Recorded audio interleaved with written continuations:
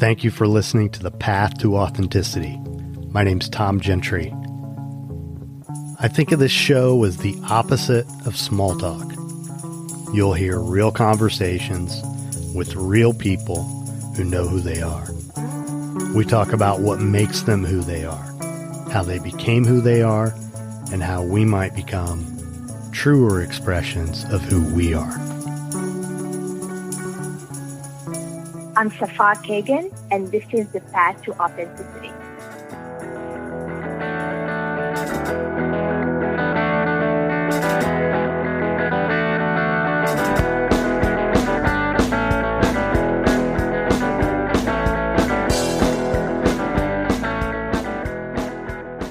Thanks for listening. Hope you had a happy Memorial Day. I'm Tom Gentry. This episode features a friend of mine, an artist by the name of Safaa Kagan. She's a photographer living in the greater Los Angeles area. She's from Morocco. And I met her at an event here in South Florida a few months back when she was showing her art. And, we met and she gave me her artist statement when I told her about the podcast. And I'm just going to read that to you. The purpose of my work is to reveal the depth and beauty of human connection. I have dedicated the past several years of my life to traveling the world, photographing various tribes and communities because I believe in the oneness of humanity. Whether the subject is a mother from Ethiopia, a young Tibetan monk getting initiated in Burma, or a Tuareg Blue Man chief in charge of a whole village, we are all human, and we all experience love, sadness, joy, family, hardships, etc. These human emotions transcend societal status, wealth, nationalistic identity, politics, and artificial constraints that separate us. Ironically, by sharing images of people who seem very different on the surface, my goal is to show their commonality, the profoundness of the human soul present in each person, regardless of their physical appearances or cultural differences. Human connection is always present, and we need a reminder of the connections that bind us. We simply have to arrive with an open mind and heart. I believe in the power of love and unity in the eyes of my subjects. I see so much division, so much divisiveness, so much judgment in the world today. I've seen how it has impacted me personally, as well as how it impacts the world at large. My wish is that my photographs assist in dissolving the surface level barriers between people and instead help us all remember that we truly are all one.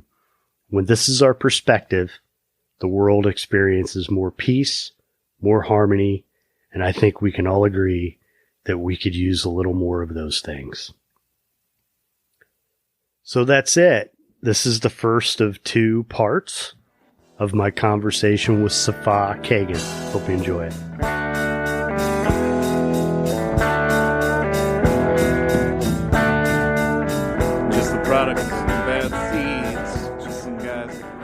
Safaa, how are you? I'm great, Tom. How are you doing? I'm doing well. I got to tell you, I've been looking forward to this so much. And I just have so much gratitude that this podcast it gives me an excuse to talk to some of the coolest people, And I told you a little bit about where I come from. I come from a pretty small town in the Midwest, and there just are no Safaa Kagans in Kokomo, Indiana. And so I've been pinching myself leading up to this, and really excited to talk to you.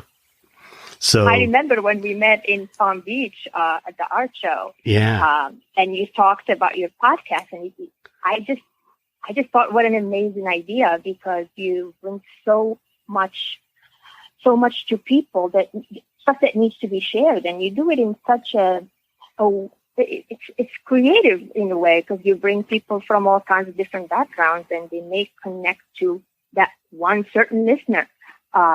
So it's beautiful work. Well, thank you. And I really love creative people, and I have a deep admiration for creative people, and I always have. So it's just a pleasure to be able to do this stuff for me. So yes, we met at the Palm Beach Art and Antique Show, and, I'm walking around and thinking, I'm going to find some people to talk to on the podcast here. And I walked into your booth, and, there are these images that are just so striking, and the size of them. And there's just so much power in your work that it's really overwhelming. Thank you. Well, I'm so glad that it touched you in that way, because that's really when I know this is what I love to do, when people like you really appreciate it. I mean, sometimes not everyone knows it, but I really love what I do, and it's in a way it's very spiritual. I would get to talk about it more in detail later, but I'm so grateful that I found my calling, really. Yeah. Well, it's when you witness the work that you do, I mean, it's pretty hard to argue that it's anything other than your calling. I mean, it's just, right? I mean, it's just so powerful. And I just don't think, I think the things that are most beautiful in this world are the things that we're supposed to do. And I think you're supposed to do this. It's just seems obvious. So, well, I feel like when you don't do it, you are in this space of, I don't know, negativity and depression, and you just have to do it. You get to a point where you can't sleep. You lose sleep over this thing that you're visualizing, and you have to execute it. And until it's produced and seen, you're not going to have, your heart is not going to be satisfied, Well, and this is, to me, like, when you look at the society in which we live, and you look at all the disaffected people and the depression and the substance abuse and, all the things, all the consumerism, the things we buy to try to fill the hole. And it hit me a few weeks back. I was thinking about, there have been so many times in my life when in my work, I just felt bad. Like sometimes I felt like I was really doing what I was supposed to be doing. Mm-hmm. But the times that I knew I wasn't, man, it's torture. It's torture. And that's exactly the torture. Yeah, I'm talking about. You feel like you're not satisfying your calling. Yeah. Well, and what's interesting is, or sad, is that I thought the answer to that for a long time is just power through it. That's the attitude in our culture, our society, is that, well, it's work. It's supposed to be work. You're not supposed to, and it doesn't have to be that way.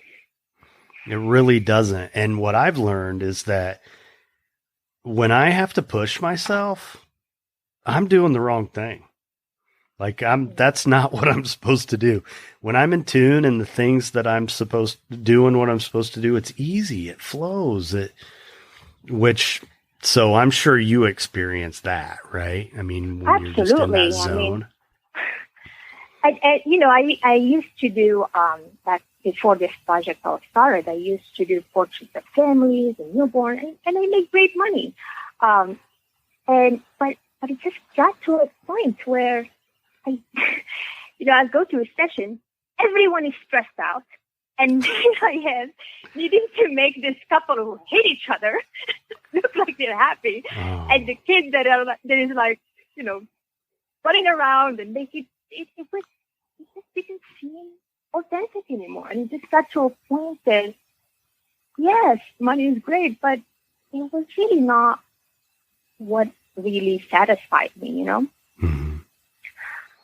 But for those who are not familiar with my work, I do portraits of people, tribal people, mostly from around the world.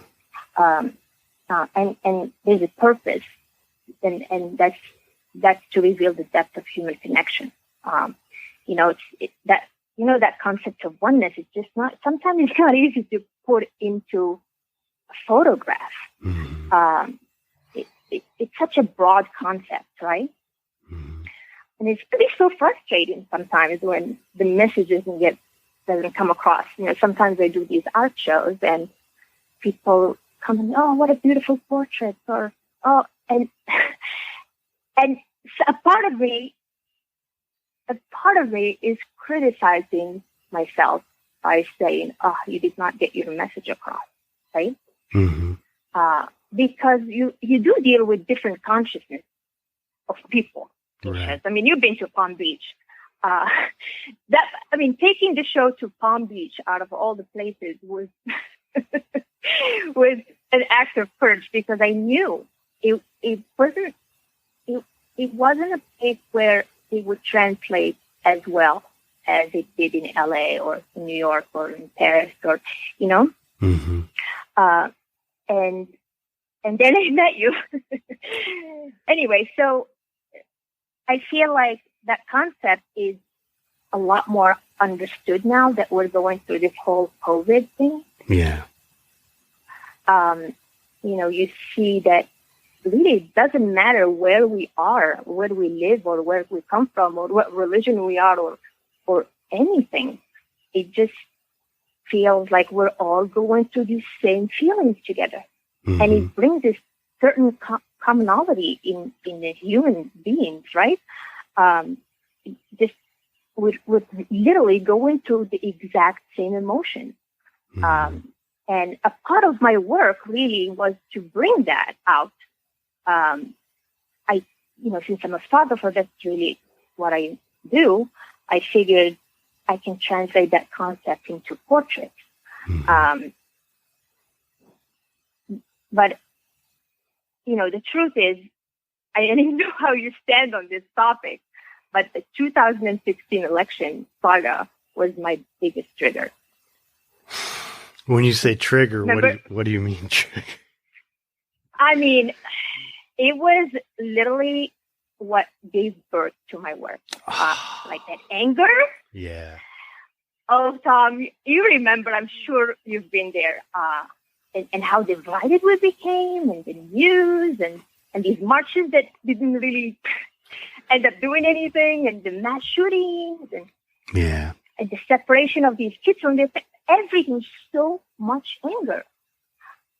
And I don't know, it just really got to me. It just got to me, and I felt like my normal got disturbed, Yeah. Well, me, I have journalism experience. So, I have, like, if you come at me telling me I'm looking at fake news, you better know what you're talking about, Mm-hmm. And so, like, when people take shots at me online about, like, come on, like, I know what's propaganda and what's news and what's slanted, but it also, that part of me, I feel responsible to pay attention. And what a lot of us do is just detach from it, which I think is a cop-out spiritually. I think we're responsible for one another, and we should at least know what's going on. And that being said, I mean, especially now, it's like I have to talk myself off a ledge every freaking morning practically. Just because, not off a ledge. I mean, I'm not going to jump, but I'm upset because of what's happening, and not only what's happening, but how people are responding to it, which, you know, there are a lot of people missing the point. And, you know, of the injustice that's happening, and, how sad it all is. And, you know, and then we got people, you know, we're in the middle of a pandemic and people are crying because they can't get a haircut. You know, I mean, it's ridiculous. It's ridiculous. And I mean, all kinds of things are getting triggered right now. Yeah. Well, and then you have the guy in Georgia, which, forgive me, I don't remember his name. And I probably couldn't pronounce it if I did, who was gunned down by two white men. I mean, and I'm as white as they come. And, you know, so I grew up that way, and I've heard the messages that keep this whole white privilege thing going. You know, the Civil War was over a long time ago. You know, slavery's been gone, you know, and no thought of the institutional racism or the intergenerational trauma, or, you know, and it's just like, I mean, this morning I was thinking, I almost went on Facebook and wrote, I wish some of you would stop watching Fox News and YouTube and read a fucking history book for once. I mean, like, I really wanted to do that because this has all been predicted. I mean, you know, this has all happened before, what's happening in different ways. And yeah, anyway, I could go. So part of my creative process at this point is figuring out what to do with that, because I can't, I've been sitting on it and I have to do something with that. And it's not directly related to this podcast, but, you know, so I'm beginning to figure it out, but I'm not quite there yet. So at least I came to the conclusion. I think we're all going to go through all these deep emotions to get to a point where we can get comfortable to face what's happening within us, you know. And I think finally we have that time. Now that we watch every Netflix show, every sort of bread, whether it's carrot bread or banana bread, whatever that people are doing right now, watch every TikTok video, not busy and not busy. I feel like it's finally coming to that time where you face your emotions. Yeah. And some of them are very uncomfortable. Yeah. Yeah. I mean, it's forcing us to do that. This is just mirroring what happened with the election thing, you know. I felt like that energy needed to be channeled into creativity. Mm-hmm. And that was the answer, because living in that state of mind was just not going to help anybody. Right. So I just channeled that anger into my creativity and started producing something. I just wanted to help, but I didn't know how. Right. I still don't know if my work is helping or not, but it's important to me, you know? Oh, wow. So, but, you know, I'm sorry, go ahead. No, I mean, I'm thinking about, you know, your mission with this which is basically to expose the humanity of the subject and show to the viewer. I mean, when I look at, I'm thinking about the one woman who I would assume was in Tibet, but she has the broken capillaries on her cheeks. Mm-hmm. I think that's the Tibetan woman portrait, right? Yeah, yeah. And I mean, when you see that, like, she's just like anyone's grandmother, you know? How can you, like, it's so relatable. And also, when I say your work is powerful, I mean, that's the power of it. It's relatable because you look into these faces and you see people, you know, even though they're in some cases in white America in garb that we may not have ever seen before, I mean, in costume. Well, you recognize the feling, and that's the common thing. Yes. And the feeling, you see it through the eyes. The soul speaks to you. Right. Like you see this mother holding a child, and you know that exactly how she feels. I remember this lady at my show. I think it was in LA. I think it was the LA art show. She walked in with her daughter, and I think her daughter must have been, 12 or something. And she stared at that picture of this woman holding a child, and she started crying. And she said, I just want to thank you.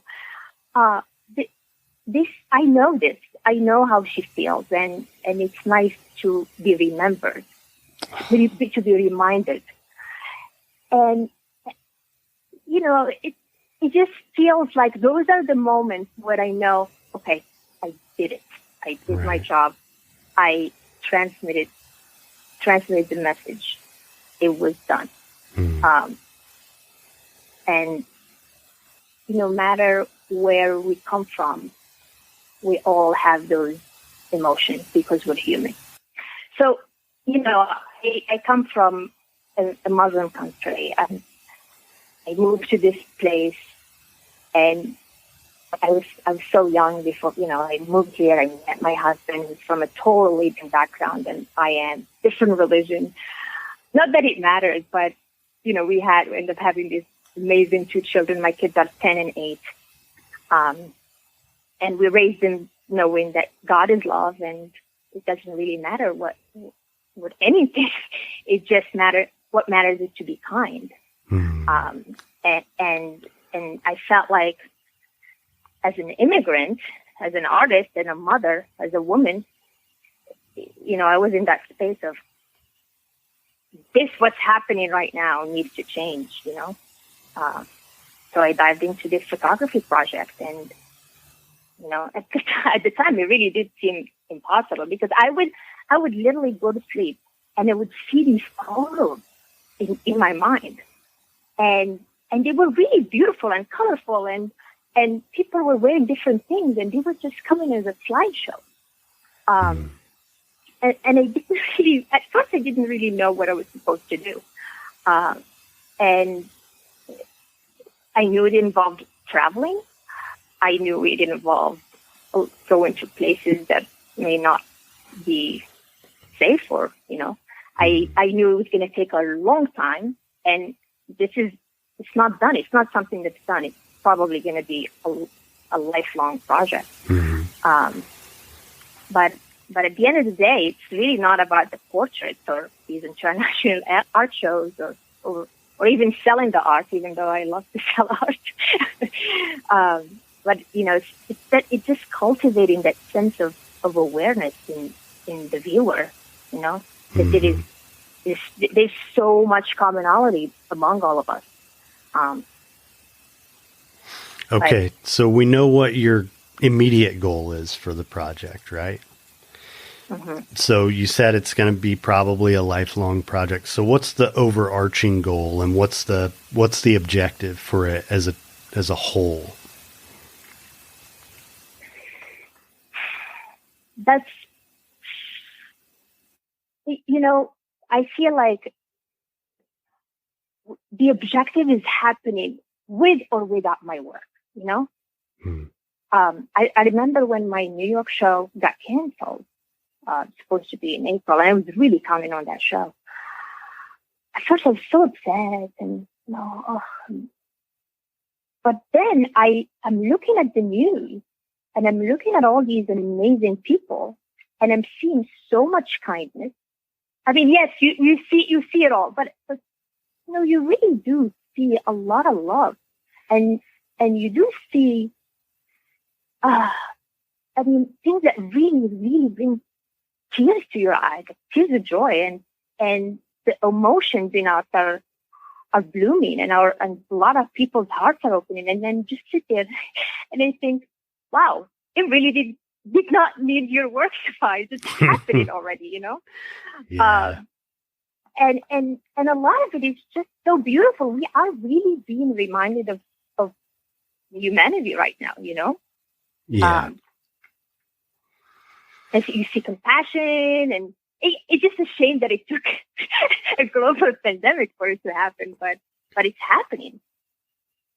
It is. It is. And we're separated right now, you know, but it's almost like it felt like we needed to be apart so we can come together, you know? Yeah. Well, to appreciate what we have.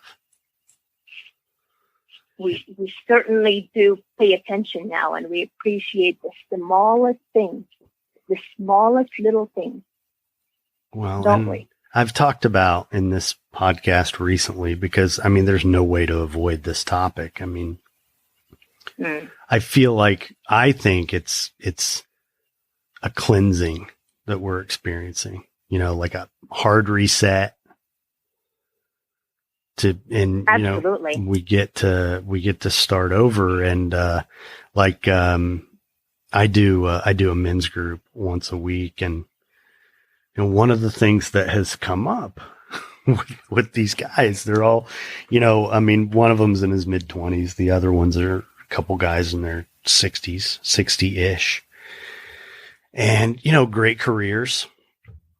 And suddenly they're at home every day. And they don't have to make the commute anymore. And they're still getting all their work done. And, you know, the shape of it all has changed. And they're so much happier. And their lives, you know, they're, you know, more connected to their wives and kids. And, you know, I mean, it just, and, you know, I mean, I haven't had to put gas in my car for over 6 weeks, you know, and I'm used to driving from one end of Palm Beach County to the other more than once a day sometimes. And, you know, and I even like put out into the universe, like not long ago, like one of the goals I have for myself is to not have to do this shit anymore. I don't want to drive like this. And it's just so nice to not, you know, the quality of the time has been enhanced in a lot of ways. And what's sad to me is that there's still, because there are so many people, the work that we have to do now is for the people who aren't open to all this, who are complaining about what's happening and who are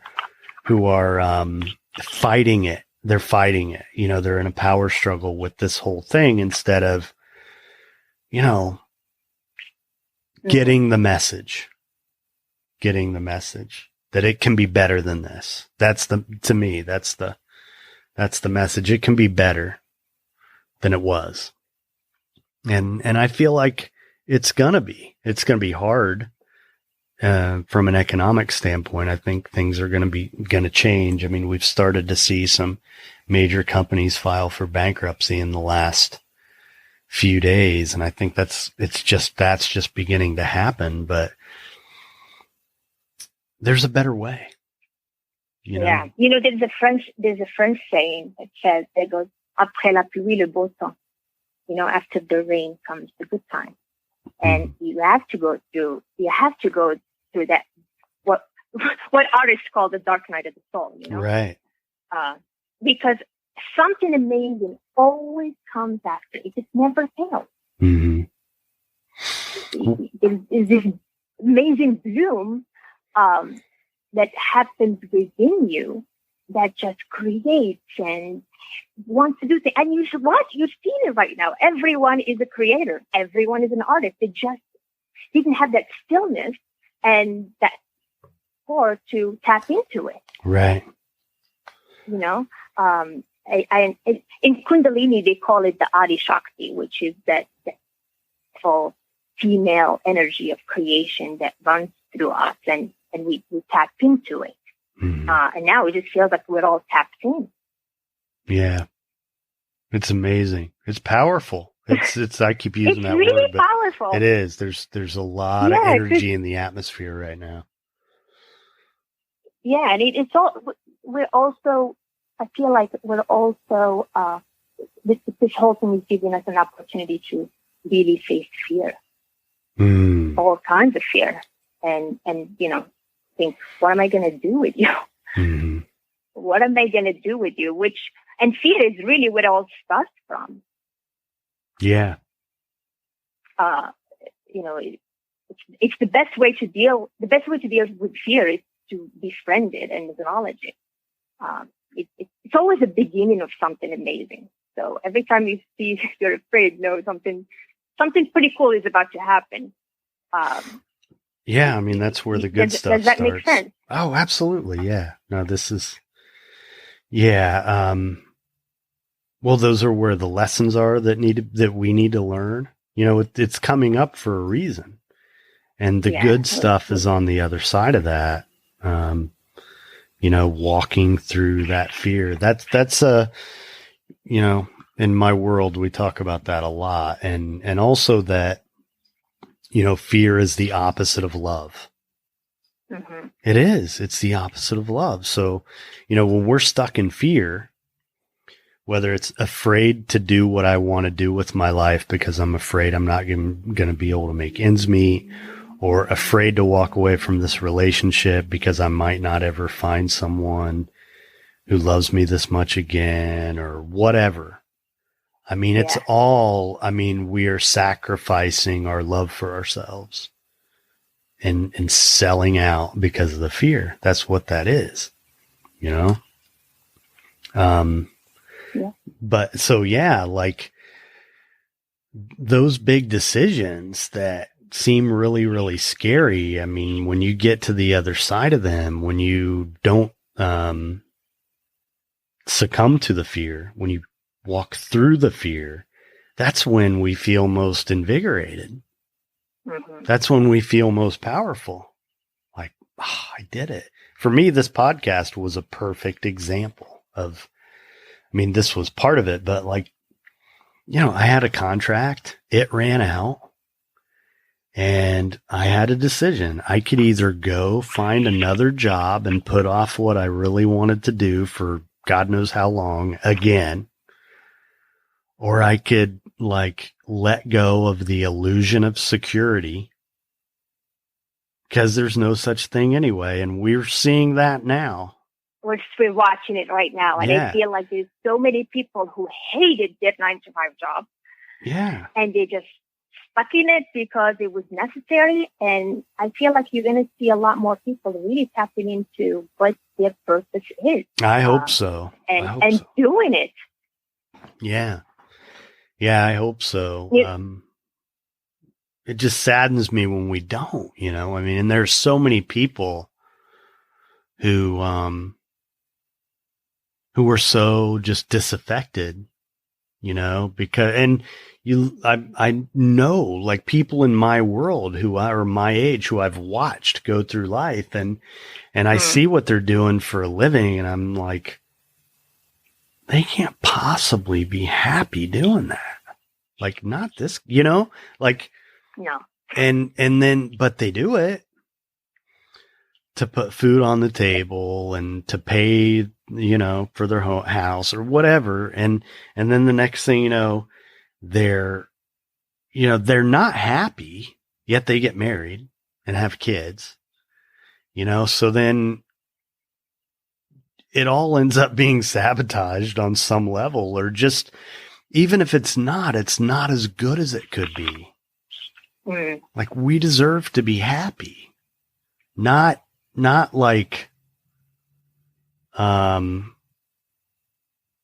just settling for being able to survive. That's what that is, just surviving. Well, it also takes a lot of courage, mm-hmm. As you know, same with you. You started this podcast. It's something that really was calling you, and you have all these amazing people that you interview, and they all have their thing, mm-hmm.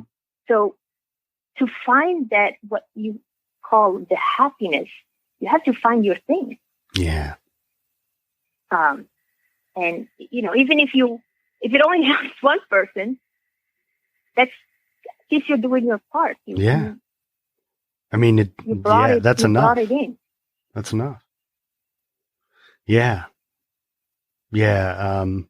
And so often, what we're taught is in this culture is basically that happiness is outside of ourselves. It's in a thing or a person or a job or a whatever. And it's just not true. And, I'm looking at a book on top of my desk that somebody told me to read a few years ago. It's called The Happiness Advantage. Mm-hmm. There is a school at Harvard devoted to the study of happiness. And what basically has been concluded after much research is that, we all think that when we get the carrot that we're dangling out in front of ourselves, that then we'll be happy. When I get the job, I'll be happy. When I get married, I'll be happy. When I finish the project, I'll be happy. Whatever it is.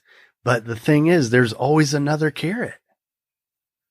It never ends. There's always another car or whatever it is you're trying to fill that hole with. And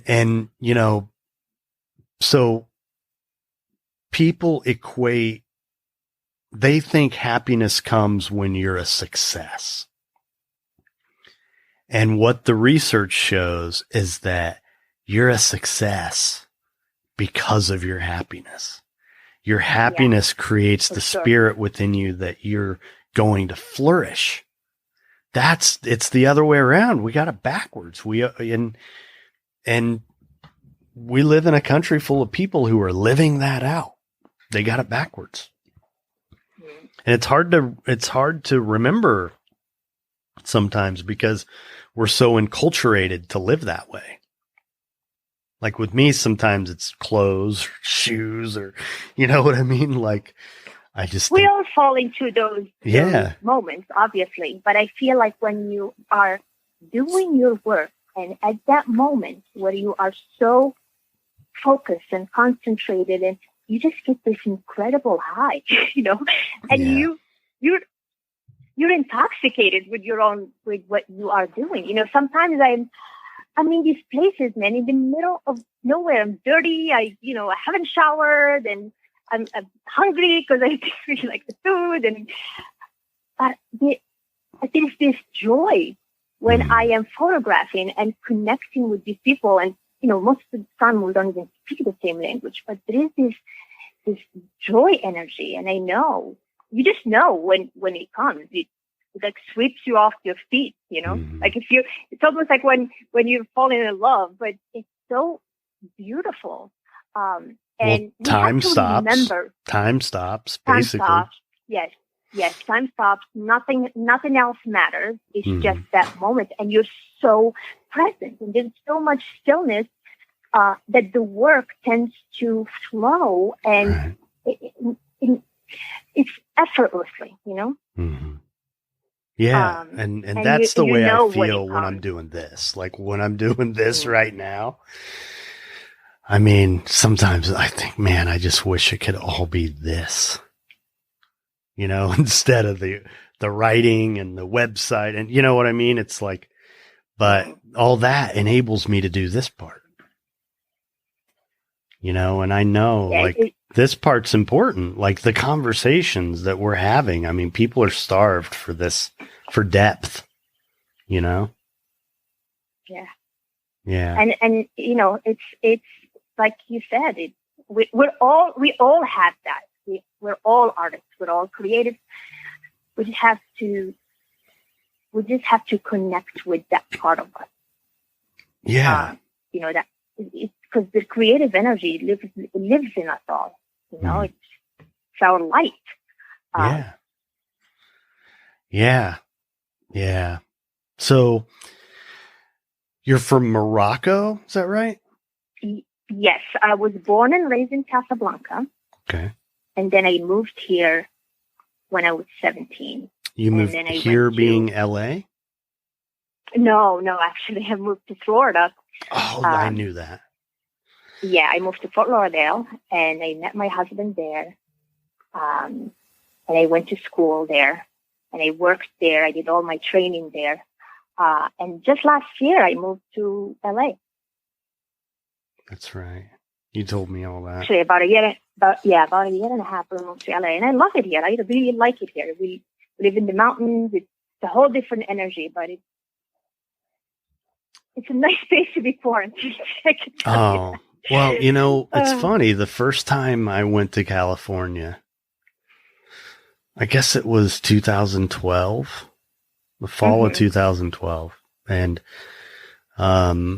spent a couple days in LA, had appointments and stuff like that, and then a few more in Palm Springs. But I just remember being at, the Century City area. There's a mall there, and was close to the hotel where I was staying. And I was just, out checking it out, finding a place to have dinner, and it just feels different. The energy's just different there, and it feels good. I mean, that's my experience of it. Like, I love it. I do. I also feel like there's a lot of creative minds in Los Angeles, and you can really feel that energy flow. You feel it in the air. And I don't know, sometimes I just think the sun shines a little more warm in LA. Like it has this beautiful golden glow, and I'm always in awe. It has these gorgeous skies. Not that there is no gorgeous skies anywhere else, but I just have this love for living here. Yeah, and I was just talking to somebody about it. I was doing a yoga class on Zoom with the teacher lives in LA, but was in Portland, and wasn't from LA. Had recently moved there and was still kind of trying to figure out where she was going to be, staying, and trying to make it. It's hard to move to LA. It really is. It is. It's like the people I know who've tried to do it in their adult lives.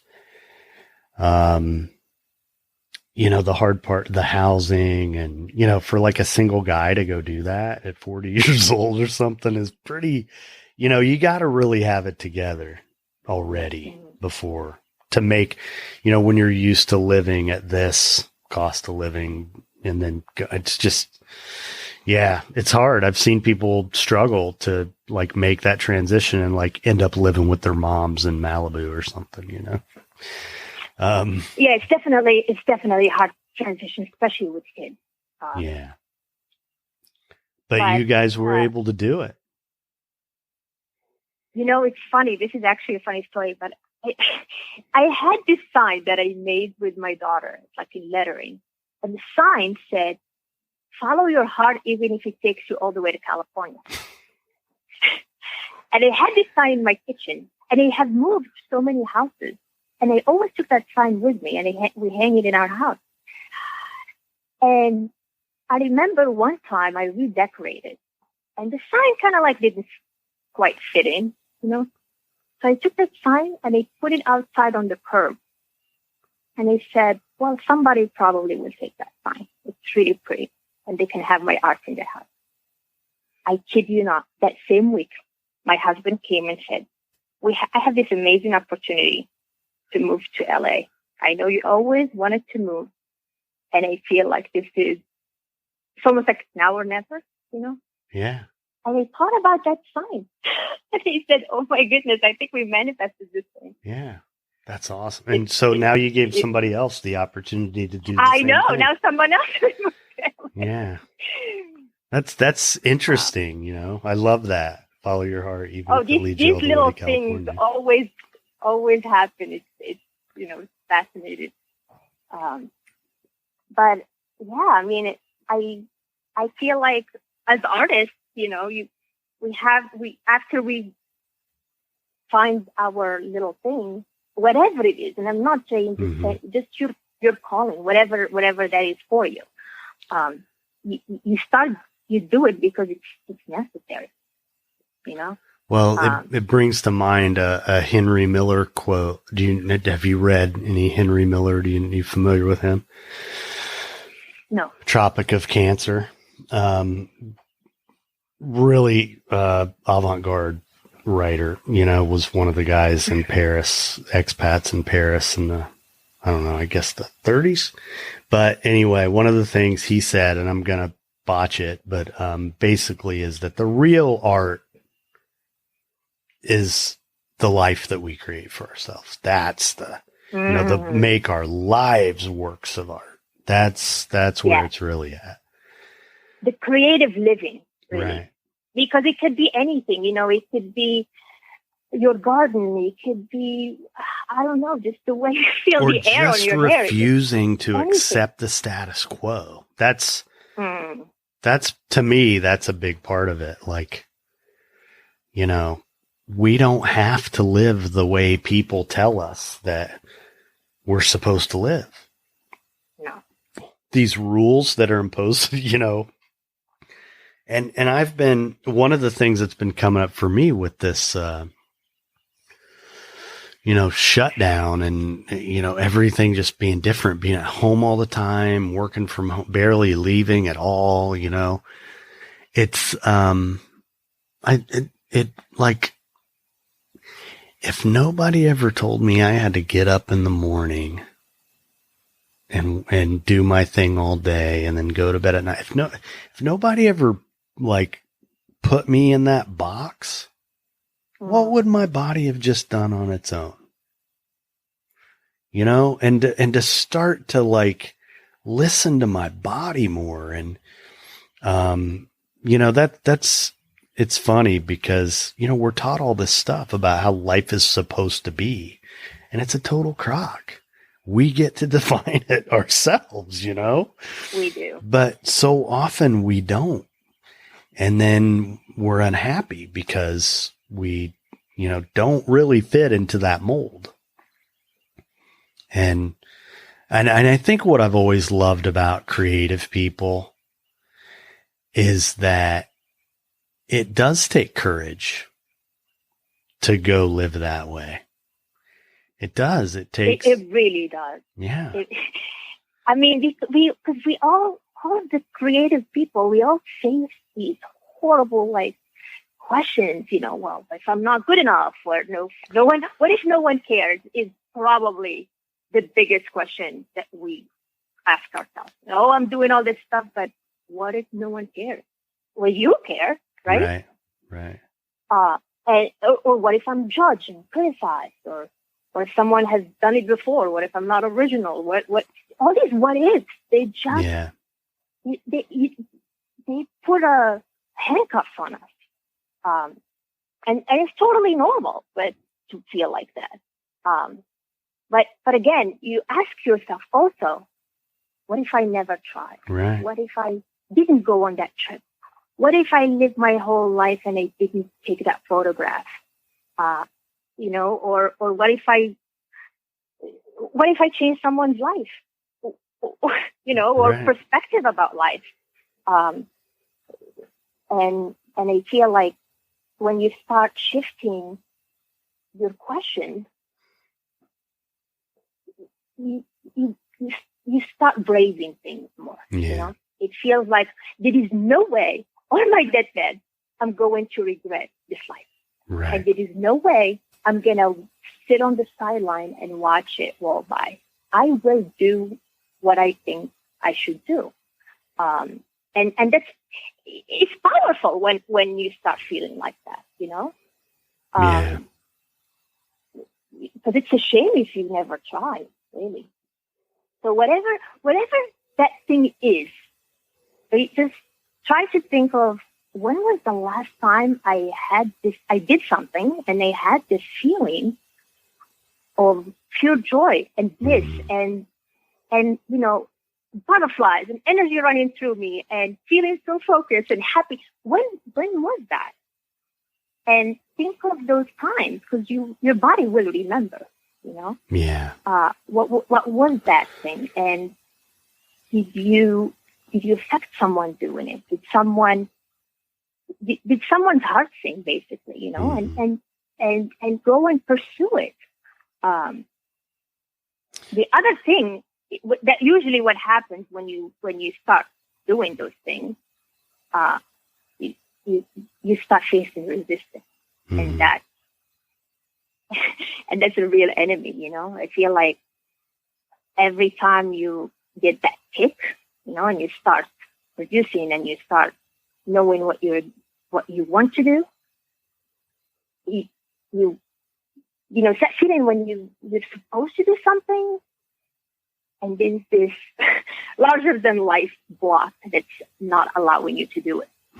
And that's a part of fear, actually. Yeah. And at some point, if you're going to do it, you got to take the plunge. You know, at some point, you got to take the plunge. And for me, it was like with this, I mean, it was when I'm going to connect this podcast feed of these like conversations where I bare my soul and it's going to be out in the ether forever. And I can never retract it. And anyone in the world can listen to it. I had that fear this morning. Yeah. Yes, I'm sure. Yeah. Well, I mean, but now so don't you feel better? Oh my God. I'm having walked through it? This morning, you know, I had the faster heartbeat, the sweaty palms, the knot on my stomach, the butterfly, you know, my whole nervous system was feeling it. Yeah. And then I'm like, oh, it's time to do this. Yeah. Yeah. And you just have to. You just have to.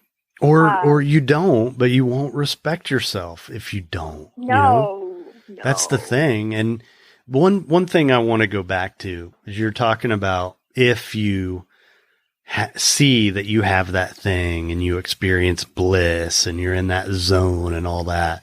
I know for me, and I think an important point too, I haven't known exactly what it was, but I've many times had a pretty good idea of what it's not. And sometimes you don't know what it is, but you can definitely tell what it's not. So maybe all you do is don't do what you know it's not and keep going until you figure out what it is. Because we're not always going to know. And that's, to me, that's part of the beauty of it. Like if you embrace that mystery, like it can be, oh man, I don't know what's going to happen to me. Or it can be, oh man, I don't know what's going to happen to me. You know, I mean, it can be whichever you want. And this is something I've talked about too, because I'm sure women experience it too. I mean, maybe not all, but like as a guy, you know, at the end of high school, it's like, well, what are you going to do with your life? Like you're supposed to know. And the idea that an 18-year-old should know what he or she wants to do with the rest of their life, it's ridiculous. You can't possibly know. And the truth is we redefine ourselves. You know, you don't have to know, but. Well, it's through experience too. You know, I feel like the more, sometimes, or through the hardest that life has hit you. Yeah. You start to discover all of these little aspects of your personality and you start to really know yourself. I feel like the other thing is that you just have to commit. You commit to what you want to do. And sometimes it will change. You know, we will go through phases and you will think that's my thing right now. And that's okay, because that's probably your thing right now. And you need to do another thing that's your thing in the next 3 months. And the point. But it just has to be. Well, you got to go in the right direction. You might not know where you're going, but you got to go in the right direction. Right? Usually we know which direction to go, even if we don't know where we're going.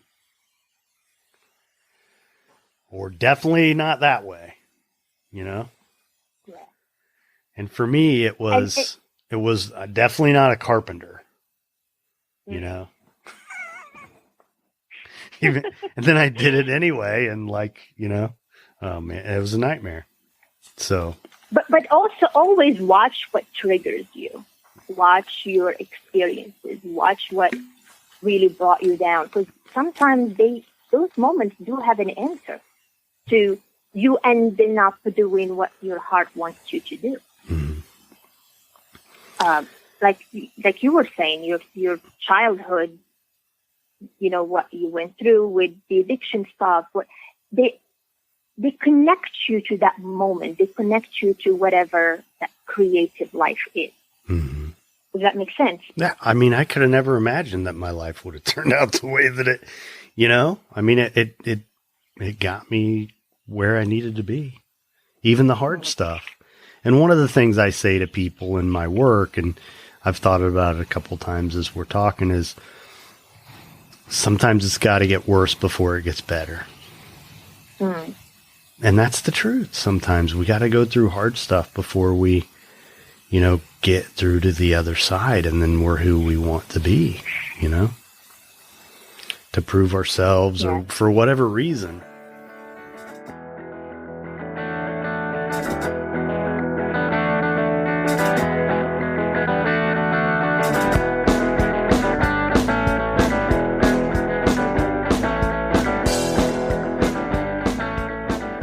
All right, there you have it. Safaa Kagan. You can hear part 2 here in the next week or so. Hope you enjoyed it. If you did, you can leave a rating or a review at Apple Podcasts or wherever it is you listen. Every little bit helps. If you have a friend who you know would enjoy this episode or another episode, please suggest it to them. Send them a link. And we definitely want to hear from you. You can email the show at thepathtooauthenticity@gmail.com. You can follow us on Facebook or Instagram, both at The Path to Authenticity. You can find the show on Patreon, where by supporting the show, you can gain access to supplemental content and early access to episodes. You can check out the playlists on Spotify. There's a Sunday playlist that I try to update every single week. So I hope you enjoyed it. Thanks for listening. Be nice.